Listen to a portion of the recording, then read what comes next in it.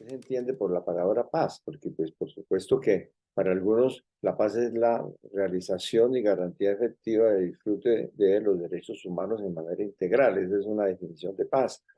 Tenemos todas las discusiones que han hecho sobre la paz positiva y la paz negativa, como que la paz es algo que va muchísimo más allá de la ausencia de guerra y por lo tanto requiere transformaciones estructurales y todas las dinámicas de violencia estructural, donde incluso la pobreza es entendida como una forma de violencia estructural. Entonces, por eso yo creo que tenemos que ponernos de acuerdo primero de qué estamos hablando. Y aquí estamos hablando desde la superación de conflictos armados y las transformaciones políticas, económicas y sociales necesarias para pasar a una fase eh, de funcionamiento del régimen político y del Estado y de la sociedad en la cual las armas no intervengan en la dinámica de los conflictos como elemento central. Pero vamos a pensar, por ejemplo, en la realidad en América Latina. La realidad resulta que Colombia, mm, pues Colombia no es el primer productor de cocaína en Latinoamérica, a pesar de mucho de lo que se diga. Sobre eso hay informes recientes que muestran que sumando desde el año 2020, para decirlo menos, incluso antes de 2019, sumando la producción de cocaína en Perú y en Bolivia, pues es superior a la producción de Colombia. Pero en Bolivia no hay guerrillas. Y en Perú tampoco hubo con Sendero Luminoso. ¿Es posible imaginar una sociedad donde exista el narcotráfico y no exista guerra? Existe violencia, porque las violencias son muy asociadas a las formas de macrocriminalidad. Las mafias en Italia, en Europa, ahora en Holanda, en muchos países, hasta en los países nórdicos hay mafias y todas son armadas y resuelven y ajustan sus problemas mediante las armas y la pena de muerte cuando es necesario. Pero hay que diferenciar eso a una situación de guerra. Entonces, ¿se puede superar la situación de guerra en Colombia sin haber superado el problema del narcotráfico? En el informe de la Comisión de la Verdad se dice que no. Y a mí me parece que allí hay un punto en el cual hay que profundizar. Y yo sí creo que es posible eh, lograr pasar a una etapa política distinta y continuar las tareas de lucha frente a las diferentes formas de criminalidad o respuestas distintas a la de la guerra al narcotráfico en un periodo en el cual no estemos en Colombia en conflicto armado interno. Esa es la hipótesis y sobre la cual pues es que hay que reflexionar. Yo lo comenté a lo largo de la charla, pero no solamente por hacer, porque pues una comparación así esquemática con realidades, otras realidades de otros países, pues podrían eh, llevarnos a una caricatura. Pero pues hemos visto situaciones de asfixia, de la producción de opio y de los cultivos de amapola en Afganistán, asociados a arreglos internacionales, a lo que ha pasado allá eh, con, con el poder político. Es decir, que el narcotráfico va a existir y los cultivos y los ilícitos y toda esta cosa va a existir mientras exista la prohibición y asociado al narcotráfico diferentes formas de violencia. Pero eso no quiere decir que hasta que no solucionemos esos problemas no podamos en Colombia aspirar a un ciclo histórico democrático, un ciclo histórico sin armas en la política y con el conflicto armado interno. Es decir, que, por ejemplo, fue posible hacer un arreglo con las FARC. Indudablemente, las FARC tenían un soporte para sus economías de guerra, como llamaban, en las economías del narcotráfico. Alegaban siempre que lo que hacían era cobrar un gramaje, un impuesto, que era una relación externa a la cadena de valor del narcotráfico. Yo creo que eso es un esquema simplificado, que en muchos aspectos sí se involucraron en elementos de la cadena de valor, la producción de pasta básica, pero también en otros elementos, en otros momentos, en alguna forma de asociación en la cadena de valor, pero incluso aceptemos solamente fuera a manera de cobro por seguridad. Pero es un hecho que estuvieron relacionados de una manera muy importante, no solamente con la economía del narcotráfico, con otras economías ilícitas, porque por supuesto estas organizaciones insurgentes ilegales pues viven sus economías de la ilegalidad, pues, por definición casi en estas circunstancias históricas. ¿Fue posible hacer un acuerdo con la FARC? Por supuesto, de gran importancia y alcance en la transformación del país, con reducción notable de todos los indicadores de violencia, por supuesto. Todavía hoy, no obstante la reproducción y el escalamiento de violencias en muchas regiones del país y la recomposición de grupos armados, tenemos que los indicadores de infracciones a normas del derecho internacional humanitario, a graves violaciones, indicadores de graves violaciones como los secuestros, las torturas, las desapariciones, los asesinatos por motivos políticos, todos estos, los falsos positivos, todos esos indicadores han disminuido con respecto a la situación anterior al acuerdo de paz en estos últimos años en 80% y más. Incluso el desplazamiento forzado que se ha disparado los últimos 2 años no llega al 25% de lo que fue el promedio anual de desplazamiento forzado en la primera década de este siglo y en la última década del siglo pasado. Entonces, disminuciones radicales de violencia por acuerdos de paz, sin haberse superado el problema del narcotráfico, ¿no? Eso se dio, hubo un relevo.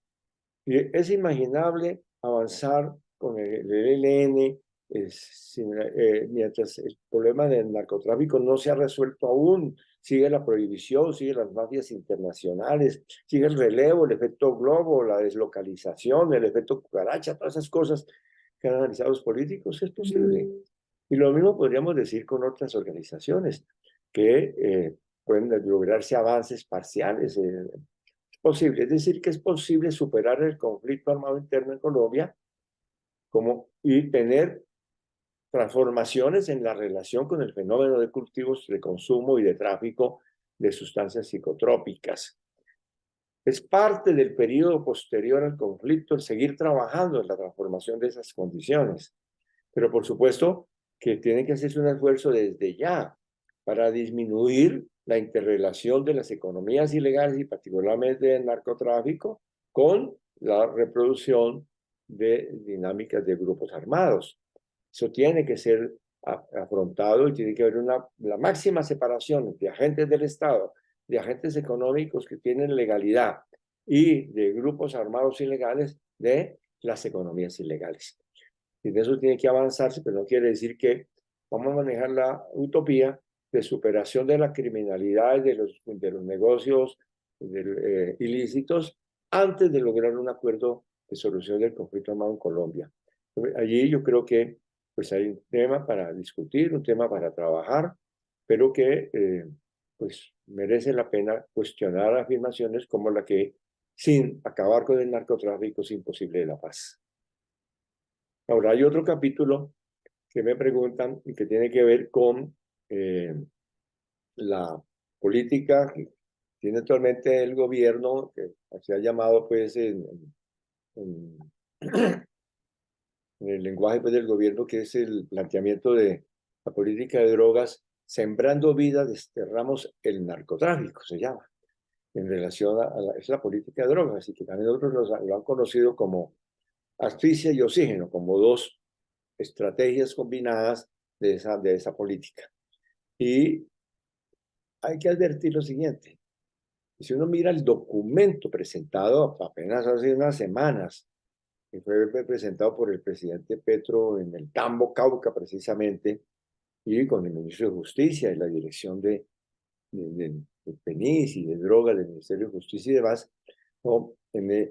Uno de los elementos centrales que se dice es que es componente central de la nueva política lo definido en el Acuerdo de Paz del 2016.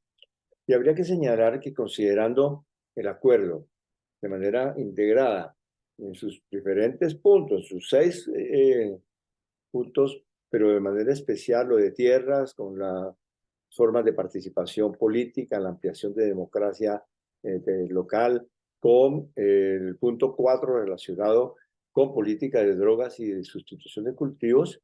Ese es un compendio extraordinario, completamente vigente de políticas, y por eso está muy bien que haya sido colocado en la columna vertebral de la estrategia Sembrando Vidas, desterramos el narcotráfico. Pero digamos, ¿en qué puede haber alguna diferencia? Por supuesto que 7 años hay elementos nuevos, pero también hay contextos políticos diferentes. Hay un gobierno mm, de izquierda, progresista, es una nueva coalición política, pero además con una definición, una postura radical en contra de la estrategia de guerra al narcotráfico. Y de ahí hay una gran diferencia, que por supuesto del dicho al hecho hay mucho trecho, pero desde el punto de vista de concepciones sí hay diferencia, un énfasis radical por un lado, y por otro lado, el cuestionamiento del prohibicionismo, que no quiere decir el paso inmediato a una situación de regulación o liberalización, pero sí una ruta que se puede expresar gradualmente, que tiene un capítulo inicial de profundización en el tema de la marihuana y el paso a una regulación del consumo adulto del cannabis, ¿no? Lo mismo que la búsqueda de usos alternativos para la mata de coca y no solamente una política de erradicación. Hay allí elementos importantes que se introducen y que tienen que ver con los énfasis del nuevo gobierno.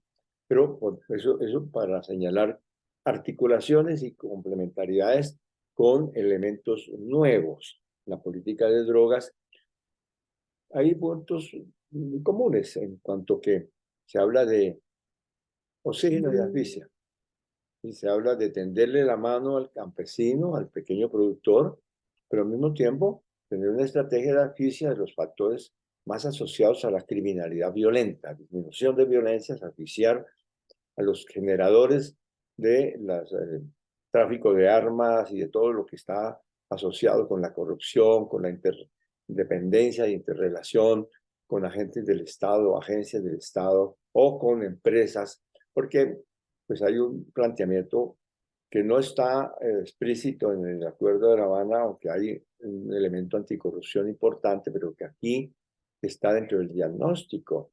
Es que la reproducción del fenómeno del narcotráfico y sus violencias y todas sus dinámicas, ¿no?, tiene en la relación con la institucionalidad, tanto estatal, nacional e internacional, como con la bisagra que se forma con el sector privado, con el lavado de activos en el sector financiero.